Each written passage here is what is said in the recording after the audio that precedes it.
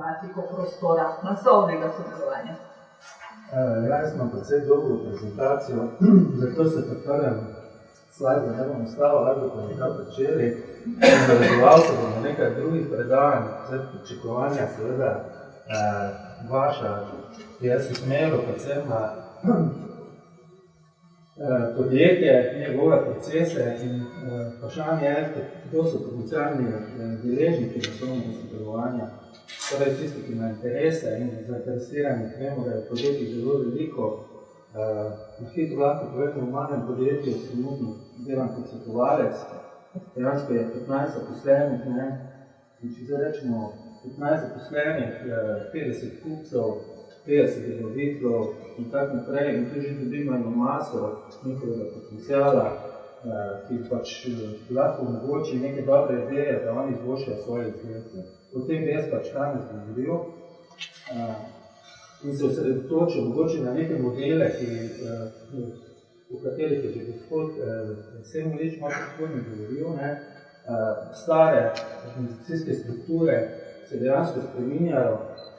Vemo, da v bistvu, če obglavite, nikoli zadevo lahko prije podjetja do velikih problemov in nekako danes prihajamo do tega, da podjetja tega bolj postajajo zvezna in dejansko, če morski zvezdi trga še en krak izraz prenovi ali pa nastane nova zvezda, to se mi zdi zelo pomembno.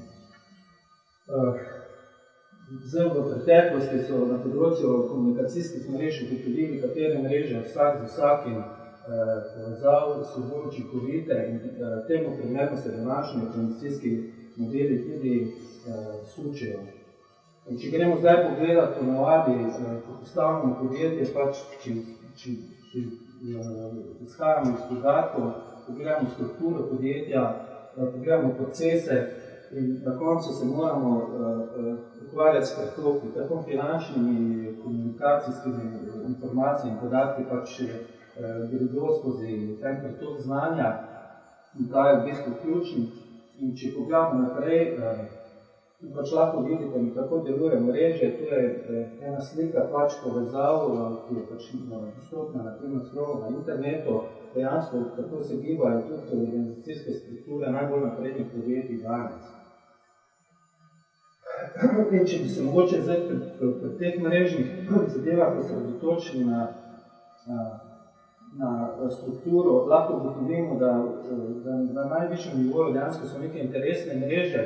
In če vstopimo v tisti slajd, takoj drugi na začetku, dejansko, če hočemo priti do inovacije, pa če hočemo, da podjetje učinkovito dela, da bi priti klimo, moramo imeti svoje zaposlene interese. In znotraj te interesne mreže se potem začnemo eno drugega učiti, zato ker imamo pač interes. Če nimamo interesa, potem se tudi učimo. In znotraj tega pa potem prijemo do tistih strukturalno inovativne mreže, širša je več odeleženih, več idej lahko dobimo za kreativnost in pa kasneje pač nekaj inovacij, potem pač lahko prijemo. Peter Bloor je raziskovalec, ki je pač proučeval to in dejansko to tudi izmeril. In tu pa zdaj vidimo tisto, kar smo prej gledali, sodelovanje interesne mreže za določeno podjetje, se da izmeriti, določi se učeča mreža in v bistvu na koncu na tisto osebo, na katero gre največ komunikacije, tudi v bistvu najbolj kreativna in tiste lahko podjetje potem na koncu pričakuje, da bi tudi dala najboljše ideje in se tudi tam lahko prijemo dejansko do inovacije. Seveda, ko se to dogaja, je zdaj kot ponavadi, narišemo eno spiralo, to dejansko omogoča veliko število inovacij, kreativno vseh zaposlenih in na koncu zaposlenih ali pa udeležencev, tako deležnikov, ki so pa zainteresirani, da bodo to delali. Potrebna je skupna vizija, skupno znanje pa skupni interesi. Zdaj, če pogledamo dva projekta, Wikipedijo pa Opero, vemo, da tudi ne gre več samo za podjetje, ampak gre za to, da je to čisto ločeno deluje v mreže in če pogledamo kreativnost tega, da so eno Opero ustvarili glasbeniki oziroma ustvarjalci v različnih delov sveta, ki so delali, mislim, so bili iz popolnoma različnih krajev, za Wikipedijo pa itak, da ne govorimo, je v bistvu eno gnezdo, ki je v bistvu prihajamo do nekih idej, kreativnosti in pa do inovacij. Danes so seveda ti poslovni modeli dejansko so se spremenili v inovativne poslovne modele. Zame zelo pomembni je Skype, ki nam omogoča komuniciranje, torej če hočem komunicirati z nekom v Londonu, v bistvu lahko brezplačno pokličem, lahko imamo video sliko, lahko naredimo konferenco na daljavo. YouTube nam omogoča dejansko, da pač izključimo filme in tako naprej. Preko blogov in socialnih medijev dejansko lahko ustvarimo virtualna podjetja, kot je Second Life.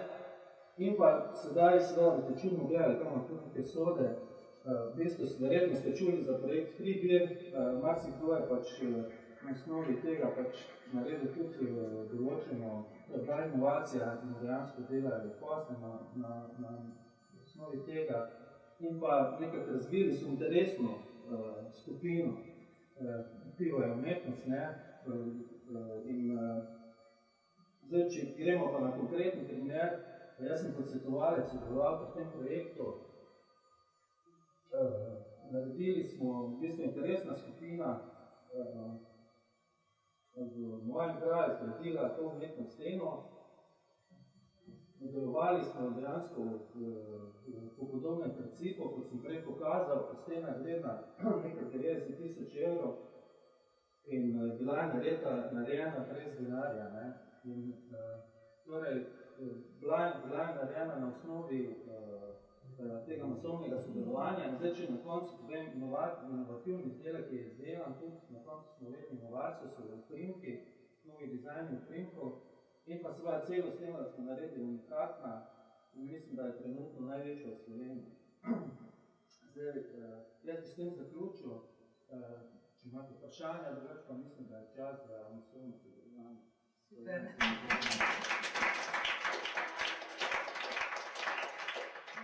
Hvala, Danilo.